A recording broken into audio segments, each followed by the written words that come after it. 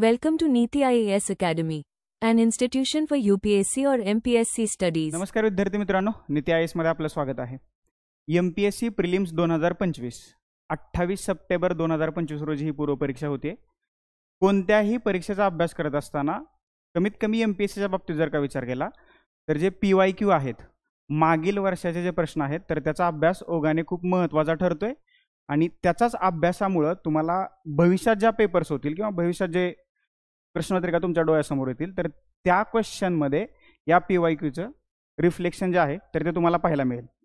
तर हाच एक अप्रोच बिल्डिंगसाठी आपण एक नवीन इनिशिएटिव्ह सुरू करतोय. हा जो इनिशिएटिव्ह आहे, जर का तुम्ही क्लासरूममध्ये येऊन ऑफलाईन स्वरूपात करणार असाल तर तुमच्या सगळ्यांचं स्वागतच आहे. जर का तुम्हाला क्लासरूममध्ये ऑफलाईन येता येत नसेल तर नीति IASच्या यूट्यूब चॅनलवरती हा इनिशिएटिव्ह तुम्हाला फ्री ऑफ कॉस्टमध्ये पाहता येईल. त्याचंच हे डेमो लेक्चर आहे. नक्की आपण या इनिशिएटिव्हमध्ये काय करणार आहे, याचं स्वरूप कसं असेल, जर का ऑफलाईन आला तर कोणत्या फॅसिलिटीज तुम्हाला उपलब्ध होतील आणि ऑनलाईन आला तर तुम्ही कसा तो इनिशिएटिव्ह पाहू शकता, त्याची मी माहिती देण्याचा थोडासा प्रयत्न करतोय. चला आपण सुरुवात करूया. बघा, स्क्रीनवरती तुम्हाला दिसत असेल 2011 बरोबर ते 2024. खरं तर 2011 पासूनच्या प्रश्नांचा अभ्यास करणं तितकंसं महत्त्वाचं नाहीये. अगदी तुम्ही 2013 पासूनच्या प्रश्नांचा अभ्यास करायला सुरुवात केली तरी सुद्धा ठीक आहे किंवा ओके. परंतु मागच्या 2 वर्षात म्हणजे 2011 आणि 12 या 2 वर्षात आयोगाने प्रश्न कसे विचारले होते, त्याची काठिण्य पातळी किती होती किंवा जर का ते सोपे असतील तर ते किती सोपे होते, याची तुम्हाला एक थोडीशी आणि छोटीशी आयडिया यावी यासाठी आपण मागे गेलोय. 2011 पासून ते 2024 पर्यंतच्या राज्यसेवा बरोबर राज्यसेवा पूर्व परीक्षेतले हे सर्व प्रश्न आपण एकत्रित केलेले आहेत आणि त्याला आपण नाव दिले पॉलिटी PYQ पल्स. पल्स म्हणजे काय, नाडी. आणि या प्रश्नांची नाडी तपासण्याचं काम आपण या सिरीजमध्ये करतोय आणि ही मोफत अगदी फ्री ऑफ कॉस्ट असणारी ही सिरीज आहे बरोबर. तर हे जे प्रश्न असतील, आयोगाचे जसे प्रश्न आहेत मराठीमध्ये पहिल्यांदा आणि नंतर इंग्रजी माध्यमामध्ये. जर का तुम्ही ग्रुप C ची पूर्व परीक्षा पाहिली असेल आत्ता झालेली, तर त्याच्यामध्ये आयोगाचं एका प्रश्नाचं भाषांतर जे आहे तर ते चुकले. कसं काय चुकले, तर त्यांनी क्वालिफिकेशन या इंग्लिश शब्दाचं भाषांतर काय केले, वर्णन. ओके, क्वालिफिकेशनचं भाषांतर काय असू शकतं मराठी माध्यमातनं, एकतर पात्रता असू शकतं किंवा अर्हता असू शकतं. वर्णन हे भाषांतर चुकीचं आहे. परंतु आयोगाने सांगितल्याप्रमाणे जर का मराठी आणि इंग्लिश भाषांतरामध्ये जर का तुम्हाला काही क्लासेस निर्माण झाले किंवा डाऊट्स निर्माण झाले तर इंग्रजी किंवा जी इंग्रजी प्रिंटआउट आहे तर ती ग्राह्य धरली जाईल किंवा ती बरोबर धरली जाईल. त्याच्यामुळं तो प्रश्न कॅन्सल होण्याची शक्यता खूप कमी आहे. त्याच्यामुळं आपण काय केलंय, बायलिंग्वल मराठीमध्येही आणि इंग्लिशमध्येही हे प्रश्न तुम्हाला उपलब्ध करून देण्याचा प्रयत्न करतोय. याची एक PDF जी आहे तर ती तुम्हाला नीति IASच्या टेलिग्राम चॅनलवरती उपलब्ध करून दिली जाईल. येताना जर का तुम्ही ऑफलाईन या प्रोग्राम येणार असाल तर त्याची प्रिंटआउट काढून आणा की जेणेकरून जे जास्तीचं विश्लेषण आहे तर ते तुम्हाला तिथं लिहिता येईल किंवा नोट डाऊन करता येईल बरोबर. तर हा सगळा प्रोग्राम आहे. हा सगळा प्रोग्राम तुम्हाला कुठं कुठं उपयोगी पडणार आहे. एक, राज्यसेवा पूर्व परीक्षा, अभियांत्रिकी म्हणजे इंजिनिअरिंगची पूर्व परीक्षा, कृषी सेवा आणि वनसेवा म्हणजेच ॲग्रिकल्चर आणि फॉरेस्ट, त्याची जी प्री होणार आहे म्हणजे या 4 सेवाच्या प्रीसाठी हा इनिशिएटिव्ह तुम्हाला अतिशय उपयुक्त ठरणार आहे. आता या इनिशिएटिव्हचं म्हणजेच पॉलिटीच्या प्रश्नाचं आपण 25 टॉपिकमध्ये विभाजन केलेलं आहे किंवा डिवायडेशन केलेलं आहे. ते कसं केलेलं आहे मी तुम्हाला दाखवतो. Just 1 minute. ओके, याची तुम्ही प्रिंट जर का काढून आणली तर ते अतिशय सोयीचं होईल. तुम्हाला हे पाहता येईल आणि ज्यावेळेस मी विश्लेषण करेल स्क्रीनवरती किंवा ऑफलाईनवरती किंवा ऑनलाईनवरती तर ते तुम्हाला तिथं नोट डाऊन करता येईल. हे बघा, तुम्हाला इंडेक्स तुमच्या स्क्रीनवरती दिसत असेल. आता हे जे 25 टॉपिक आहेत तर या 25 टॉपिकचं डिवायडेशन करताना आपण आयोगाचा आधार घेतला आहे. म्हणजे आयोगाने ज्या ज्या टॉपिकवरती जसे जसे प्रश्न विचारलेले आहेत तर तशी तशी तुम्हाला टॉपिकची संख्या जी आहे तर इथं दिसते बरोबर. आता बघा, पहिला टॉपिक कुठला आहे तर भारतीय राज्यघटना, त्याच्यामध्ये निर्मिती प्रक्रिया आणि वैशिष्ट्य म्हणजे कॉन्स्टिट्यूशन मेकिंगची जी प्रोसेस आहे तर ते कसं तयार झालं आणि त्याचे कॅरेक्टरिस्टिक किंवा फीचर्स काय आहेत, पहिला टॉपिक आहे बरोबर. दुसरा टॉपिक आहे भारतीय संघराज्य आणि त्यातील भूप्रदेश. त्याच्यानंतर येईल नागरिकत्व, मूलभूत हक्क, राज्य धोरणाची मार्गदर्शक तत्वे, मूलभूत कर्तव्य, भारताची संसद. बघा, 2 गोष्टी महत्त्वाच्या लक्षात ठेवा. ओके, तुम्ही या इनिशिएटिव्हला आला तर वेलकमच आहे, नाही आला तर काय करायचं मी तुम्हाला सांगतो बरोबर. भारतीय राज्यघटनेच्या अंमलबजावणीला 75 वर्ष पूर्ण होत आहेत बरोबर. सर्वोच्च न्यायालयाच्या स्थापनेला 75 वर्ष पूर्ण होत आहेत बरोबर. प्लॅनिंग कमिशन जरी ते आत्ता अस्तित्वात नसलं तरी त्याच्या स्थापनेला 75 वर्ष पूर्ण होत आहेत. अजून एका गोष्टीला 75 वर्ष पूर्ण होत आहेत, ती आहे निवडणूक आयोग, इलेक्शन कमिशन ऑफ इंडिया. त्याच्या स्थापनेला सुद्धा 75 वर्ष पूर्ण होत आहेत. हे 4 हॉट टॉपिक आहेत यावर्षीचे प्रीचे, लक्षात ठेवा. जर का तुम्ही कंबाईनची पूर्व परीक्षा पाहिली असेल ग्रुप सीची पूर्वपरीक्षा पाहिली असेल तर घटनेच्या मेकिंगवरती जास्तीत जास्त आयोगाने प्रश्न विचारलेत, कारण त्याला 75 वर्ष पूर्ण झालेले आहेत. त्याच्यामुळे ह्या 4 टॉपिकवरचा अभ्यास तुम्ही कराच करा. बघा, हा जो पहिला टॉपिक तुम्हाला स्क्रीनवरती दिसतोय, भारतीय राज्यघटना निर्मिती आणि वैशिष्ट्ये, 2011 पासून 2024 पर्यंत या 10-12 वर्षाच्या काळात आयोगाने याच्यावरती 20 प्रश्न विचारलेले आहेत आणि हे दुसरे सर्वात जास्त प्रश्न विचारल्याची संख्या आहे. त्याच्यामुळं या टॉपिकला तुम्हाला वगळून चालणार नाहीये किंवा हा टॉपिक तुम्हाला ऑप्शनलला टाकून चालणार नाहीये. आलं लक्षात? ही मेकिंगची प्रक्रिया आणि वैशिष्ट्य पहिला सगळ्यात महत्त्वाचा टॉपिक. दुसरा मी तुम्हाला कुठला महत्त्वाचा टॉपिक सांगितलाय तो आहे 75 वर्ष पूर्ण झालेले हे 4 टॉपिक. आलं लक्षात? याचा अभ्यास तुम्ही करणं गरजेचं आहे. त्याच्यानंतर राष्ट्रपती, उपराष्ट्रपती येतील, पंतप्रधान आणि केंद्रीय मंत्रिमंडळ येईल. पदं जे आहेत तर ती पदं त्याच्यामध्ये नियंत्रक आणि महालेखापरीक्षक, महान्यायवादी आणि महाधिवक्ता. महाधिवक्तावरती अजून तरी आयोगाने प्रश्न विचारलेला नाहीये, विचारण्याची शक्यता आहे कारण राज्य सध्या चर्चेत आहेत. बरोबर. त्याच्यानंतर भारताचे सर्वोच्च न्यायालय स्थापना होऊन पुन्हा एकदा याला 75 वर्ष पूर्ण झालेले आहेत. त्याच्यामुळे हा पुन्हा एकदा हॉट टॉपिक आहे, व्यवस्थित करून घ्यायचा आहे. बरोबर. त्याच्यानंतर न्यायालयीन प्रक्रिया, त्याच्यामध्ये पुनर्विलोकन आहे, सक्रियता आहे, लोक अदालत आहे. आता आयोगाचा याच्यातला बेस कोणता आहे की हा ज्युडिशियल रिव्ह्यू, ज्युडिशियल ॲक्टिव्हिजम ह्या कन्सेप्ट कुठून घेतलेत. बरोबर. या तिन्ही कन्सेप्टचा उगम जो आहे तर तो अमेरिकेत झालाय, हे सगळ्यांना माहीत आहे. याच्यावरती प्रश्न बनू शकतो. बरोबर. त्याच्यानंतर खटले, महत्त्वाचे खटले, यावर्षी पहिल्यांदाच ग्रुप सीच्या पूर्वला त्यांनी प्रश्न विचारलाय. आर्टिकल 21 रिलेटेड परमानंद कटरा नावाचा खटला होता की जो आर्टिकल 21 रिलेटेड होता. Okay, right to life.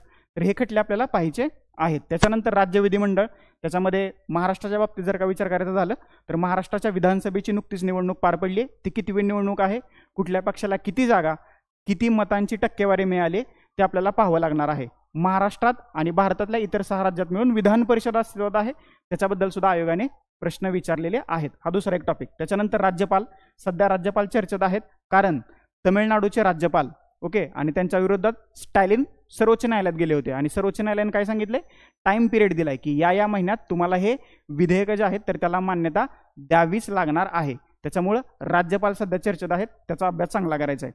मुख्यमंत्री आणि राज्याचं मंत्रिमंडळ, महाराष्ट्राच्या बाबतीत जर का विचार केला तर महाराष्ट्राचे नवीन मुख्यमंत्री बनलेत, बऱ्याचशा राज्याच्या विधानसभेच्या निवडणुका पार पडल्यात. त्याच्यामुळे पुन्हा एकदा मुख्यमंत्री आणि राज्याचं मंत्रिमंडळ चर्चेचा विषय आहे.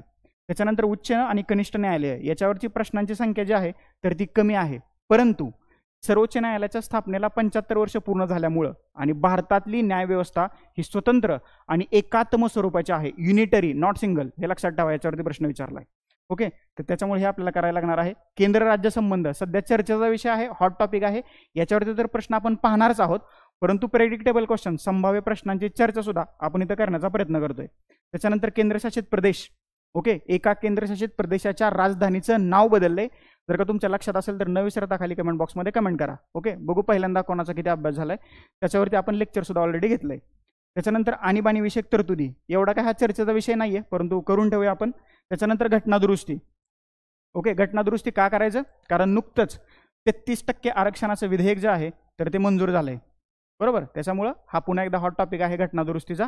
ओके, तो करून घ्यायचा आहे. आर्टिकल 368 त्याचा कुठल्या भागात आहे, त्याच्यामध्ये किती प्रकारे घटना दुरुस्तीचा उल्लेख आहे, ते सगळं आपल्याला पाहावं लागणार आहे. त्याच्यानंतर येतं घटनात्मक आणि बिगर घटनात्मक आयोग किंवा संस्था. पुन्हा एकदा हा आयोगाचा अतिशय हॉट टॉपिक आहे, कारण का 2011 पासून 2024 पर्यंत म्हणजे मागच्या वर्षीच्या प्रीपर्यंत याच्यावरती आयोगाने 25 प्रश्न विचारले.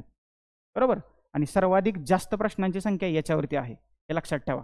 आता याचा अभ्यास करताना काय करायचं आहे, एखाद्या आयोगाची रचना, स्ट्रक्चर कसं आहे, त्याचे अध्यक्ष कोण आहेत, त्याचे उपाध्यक्ष कोण आहेत, त्याच्यामध्ये टोटल सदस्य किती आहेत. बरोबर. घटनेतलं कलम असेल तर कोणतं घटनेतलं कलम ते आयोग किंवा संस्था याच्याशी संबंधित आहे. त्याचे पुन्हा आपण 2 भाग करतोय. घटनात्मक संस्था की ज्या आयोग किंवा संस्थांसाठी वेगळी डेडिकेटेड कलम भारताच्या राज्यघटनेत आहेत तर त्याला कॉन्स्टिट्युशनल बॉडीज किंवा घटनात्मक संस्था असं म्हटलं जातं. दुसरा जो प्रकार आहे तर नॉन कॉन्स्टिट्युशनल बॉडीज, ओके, बिगर घटनात्मक संस्था, ज्या संस्थांची निर्मिती एखादा कायद्यानं किंवा केंद्र सरकारच्या मंजुरीनं किंवा ठरावानं होते तर त्याला बिगर घटनात्मक संस्था असं म्हटलं जाते. हा वरवरचा किंवा ढोबळमानानं केलं जाणारं हे विभाजन आहे. त्याच्यामुळे हा एक हॉट टॉपिक आहे, तो सुद्धा आपल्याला करायचा आहे. त्याच्यानंतर राज्यघटनेचं भाग, परिशिष्ट आणि कलम. ओके, हा एक पुन्हा एक चांगला टॉपिक आहे. बघा, कलमावरती प्रश्न विचारण्याची जी आयोगाची टेंडन्सी आहे तर ती थोडीशी बदलत चालली आहे. कशी बदलत चालली आहे?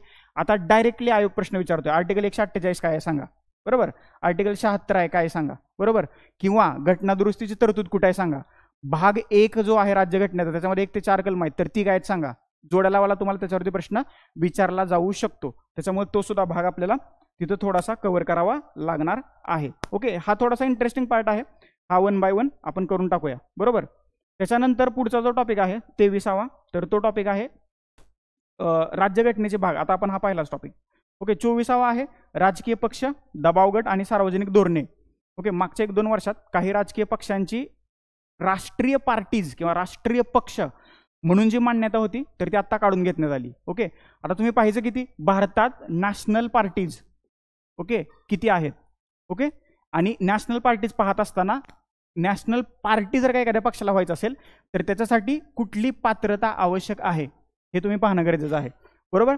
आता एखादा राष्ट्रीय पक्ष आहे तर त्या राष्ट्रीय पक्षाचे राष्ट्रीय अध्यक्ष कोण आहेत हे पहा. त्याच्यानंतर अजून एक सांगतो तुम्हाला, राष्ट्रीय पक्षाची स्थापना कधी झाली हे एक जास्त महत्त्वाचं आहे, बरोबर.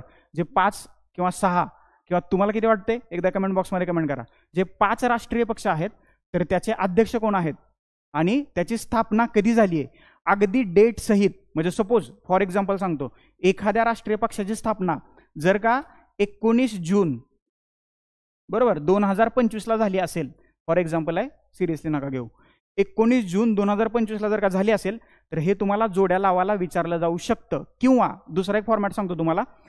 ओके, असा प्रश्न विचारला शकतो की खालील विधाने विचारात घ्या. विधान 1, ABCD या राष्ट्रीय पक्षाची स्थापना 19 जून 2025 ला झाली, विधान 1. विधान B, XYZ या राष्ट्रीय पक्षाची स्थापना 20 जून 2025 ला झाली. आणि मग खाली सांगितलं जाऊ शकतं की खालील वरीलपैकी बरोबर विधान निवडा. आलं लक्षात? मग तुम्हाला देतील A बरोबर, B बरोबर, AB बरोबर किंवा AB दोन्ही चूक. ओके, असा क्रायटेरिया आयोग सध्या तयार करत आहे, त्याच्यामुळे थोडंसं त्याच्याबद्दल सुद्धा तुम्ही प्रिकॉशन घेणं गरजेचं आहे. आणि सगळ्यात परत नंतर महत्त्वाचा शेवटचा टॉपिक आहे पंचायत राज. 2024च्या पूर्वपरीक्षेमध्ये पंचायत राजवरती जरी प्रश्न आला नसला तरी भविष्यात येण्याची शक्यता आहे, कारण महाराष्ट्रातल्या पंचायत राजच्या निवडणुका ज्या आहेत तर त्या आत्ता होण्याची शक्यता आहे. कारण सुप्रीम कोर्टाने सांगितले की कोणत्याही परिस्थितीत ज्या आहेत तर त्या तुम्ही निवडणुका घ्यायच्या आहेत. त्याच्यामुळं पंचायत राज जे आहे तर पुन्हा एकदा हा हॉट टॉपिक ठरतोय. याच्यावरती सुद्धा प्रश्नांची संख्या जी आहे तर ती थोडीशी आपल्याला जास्त पाहायला मिळते. ओके, पंचायत राजचे प्रश्न हे सुद्धा आपण डिस्कस करणार आहोत. ओके, याशिवाय आपल्या काही पर्सनल मेंटरशिप बॅचेस आहेत, PSR ऑप्शनल, GS पॉलिटी, एसे रायटिंग, आन्सर रायटिंग. याच्या संबंधी जर का तुम्हाला अधिक माहिती हवी असेल तर स्क्रीनवरती दिलेल्या नंबरवरती कॉल करा किंवा सदाशिव पेठेतल्या नीती आयोगच्या ऑफिसला एकदा अवश्य भेट द्या. अजून एक तुम्हाला मी महत्त्वाची गोष्ट दाखवतो की जे शक्यतो कोण करत नाही. काय ते थोडंसं लक्ष द्या. आता काय करतो ते बघा. 2011 पासून बरोबर 2024 पर्यंत हे मी तुम्हाला सांगितलं आहे की 25 टॉपिकमध्ये आयोगाने प्रश्न विचारलेत. आता या प्रत्येक टॉपिकवरती आयोगाने किती प्रश्न विचारलेत हे तुम्हाला माहीत असलं पाहिजे. ओके, तर ते कसं माहीत असलं पाहिजे ते मी तुम्हाला दाखवतो.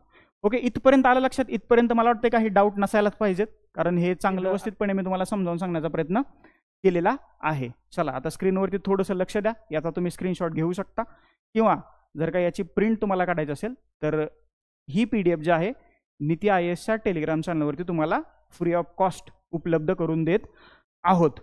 ओके, चलो बघा आता काय दिसतंय तुम्हाला स्क्रीनवरती. तर एका बाजूला तुम्हाला वरती वर्ष 2024 पासून ओके 2011 पर्यंत किंवा 2011 पासून 2024 पर्यंत उलटं सुलटं जसं तुम्हाला पाहिजे तसं तुम्ही घ्या. आयोगाने प्रश्न किती विचारलेत, इंडेक्स तुम्हाला दाखवली बरोबर. इंडेक्स मधले जे 25 पॉईंट आहेत तर इथं मी चार्टमध्ये आणलेत, हे तुम्ही पहिल्यांदाच पाहत असाल मे बी. ओके, तर आता काय केलं आपण तुम्हाला सांगतो. आता इंडेक्स पाहिले असेल तुम्ही, अनुक्रमणिका. अनुक्रमणिकेमध्ये पहिला टॉपिक कोणता आहे? भारतीय राज्यघटनेची निर्मिती आणि वैशिष्ट्ये. ओके, मेकिंगची प्रोसेस आणि त्याचे फीचर्स. 2024ला त्याच्यावरती 2 प्रश्न विचारले. ओके, 23ला 1 विचारलाय, 22ला 1 विचारलाय, 21ला 1 विचारलाय, 20ला त्याच्यावरती प्रश्न विचारला नाही, मी डॅश केलंय बरोबर. 19ला 2 विचारलेत, 18ला 2, 17ला 1, 16ला 1, 15ला 3, 14ला 1, 13ला 2, 12ला 3 आणि 11ला 1. तर असंही तुम्हाला याची आयडिया येण्यासाठी हे टॉपिकनुसार हे सगळे टॉपिक आहेत आणि ह्या टॉपिकची लिस्ट तुम्हाला कुठं सापडेल? इंडेक्समध्ये सापडेल. आणि ज्यावेळेस तुम्ही प्रिंट काढून ऑफलाईनला याल तर न विसरता त्याची प्रिंट काढून आणायची, म्हणजे जेणेकरून हे तुम्हाला टॉपिक नक्की कळतील कोणते कोणते टॉपिक आहेत ते. ओके, ते मी आता रिपीट नाही करत. भारतीय संघराज्य आणि त्यातील भूप्रदेश दुसरा टॉपिक आहे. त्याच्यावरती प्रश्नांची संख्या तुम्हाला कमी दिसते. ओके, चौथा टॉपिक आपला आहे मूलभूत हक्क, त्याच्यावरती प्रश्नांची संख्या तुम्हाला कमी कमी होत असल्याचं दिसतंय. ओके, हा जर का तुम्ही पहिला टॉपिक पाहिला तर हा पहिला टॉपिक अजून एकदा सांगतोय, हा पहिला टॉपिक महत्त्वाचा आहे. भारताच्या राज्यघटनेच्या अंमलबजावणीला झालेली 75 वर्ष, बरोबर. आणि आयोग म्हणजे चांगली कंटिन्युअसली या टॉपिकवरती प्रश्न विचारतोय. ओके, आता याच्यावरती म्हणजे कायदे तर सगळे आपल्याला करावेच लागणार आहेत, त्याच्यातल्या समित्या कोणत्या दिवशी कुठला घटक स्वीकारला आपल्याला ते करावं लागणार आहे.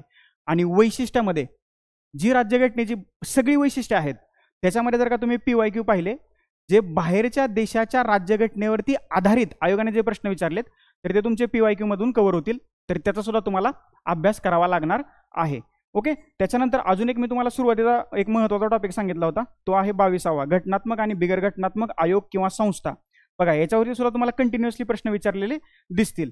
आता 2024ला तर त्याच्यावरती 3 प्रश्न विचारलेले होते. आता याचा अभ्यास करताना तुम्ही काय करायचंय, सगळ्यात महत्त्वाचं ती बॉडी कॉन्स्टिट्युशनल आहे की नॉन कॉन्स्टिट्युशनल, पहिला फरक. दुसरा फरक, त्याच्यासाठी डेडिकेटेड कलम असेल किंवा आर्टिकल असेल तर ते कोणतं, दुसरा.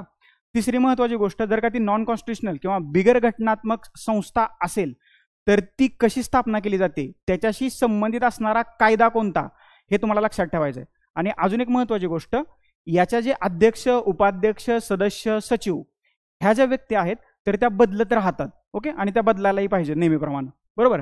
त्यांचा कार्यकाल किती वर्षाचा आहे, वय वर्ष किती आणि सेवेत ते किती दिवस राहू शकतात हे तुम्हाला पाहायचं आहे, त्याचा तुम्हाला अभ्यास करायचा आहे. त्याच्यावरती सुद्धा कंटिन्युअसली जास्त प्रश्न येत असल्याचं तुम्हाला दिसतंय. या जर का 11 ते 24 आयोगाच्या PYQचा अभ्यास केला तर याच्यातनं 2 हॉट टॉपिक बाहेर येतात. पहिला आहे भारतीय राज्यघटना, निर्मिती प्रक्रिया आणि वैशिष्ट्य, हा पहिला हॉट टॉपिक की ज्याच्यावरती कंटिन्युअसली जास्त प्रश्न आहेत. आणि दुसरा हॉट टॉपिक आहे घटनात्मक आणि बिगर घटनात्मक संस्था, constitutional and non constitutional bodies. Okay, हा दुसरा हॉट टॉपिक. त्याच्यानंतर अजून एक महत्त्वाचा टॉपिक असतो, तो आहे पंचायत राज.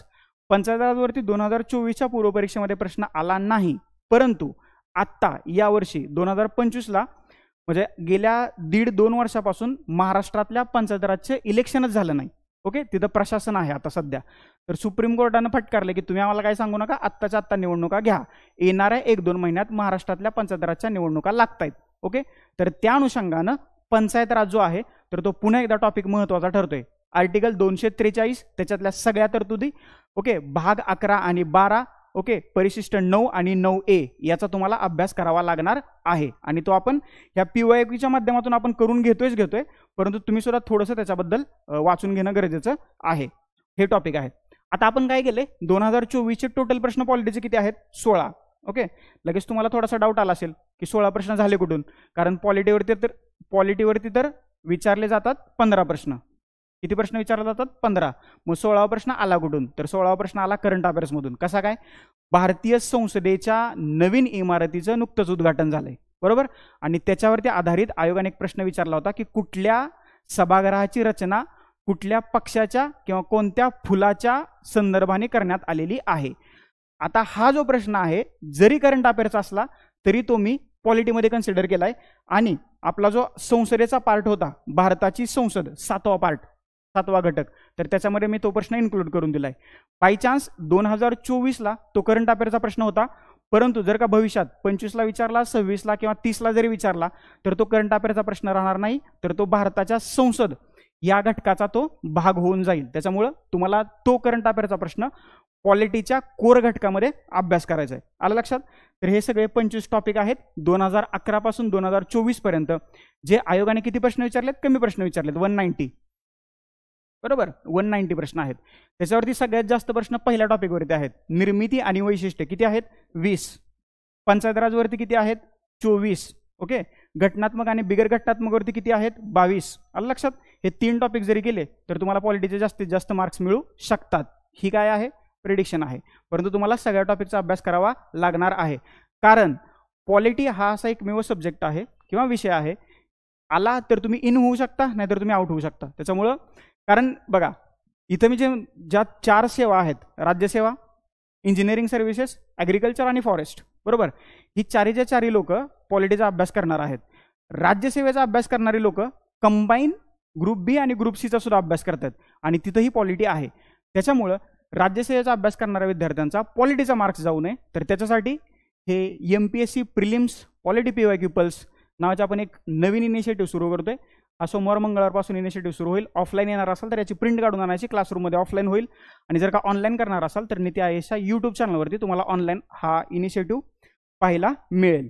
बाकीचे काही डाऊट क्वेरीज क्वेश्चन असतील किंवा आमच्यासाठी काही सजेशन्स असतील कमेंट बॉक्समध्ये तुम्ही कमेंट करू शकता. स्क्रीनवरती तुम्हाला नंबरही दाखवला जातो, त्याच्यावरती तुम्ही टेलिग्राम व्हॉट्सअप काय तुम्हाला करायचं ते करा. ओके. आणि नीती आयोगला जॉईन व्हा. हे सगळे जे इनिशिएटिव्ह आहेत तर ते तुम्हाला फ्री ऑफ कॉस्ट, आणि जर का काहीच आम्ही फी आकारत असेल तर ती सुद्धा अफोर्डेबल आहे. त्याच्यामुळे या इनिशिएटिव्हचा तुम्ही नक्कीच पार्ट व्हा, भाग व्हा अशी माझी तुम्हाला विनंती आहे. आणि बाकीचे जे सगळे लेक्चर्स आहेत तर ते यूट्यूब चॅनलवरती फ्री ऑफ कॉस्ट तुम्हाला उपलब्ध आहेत. Thank you so much. धन्यवाद.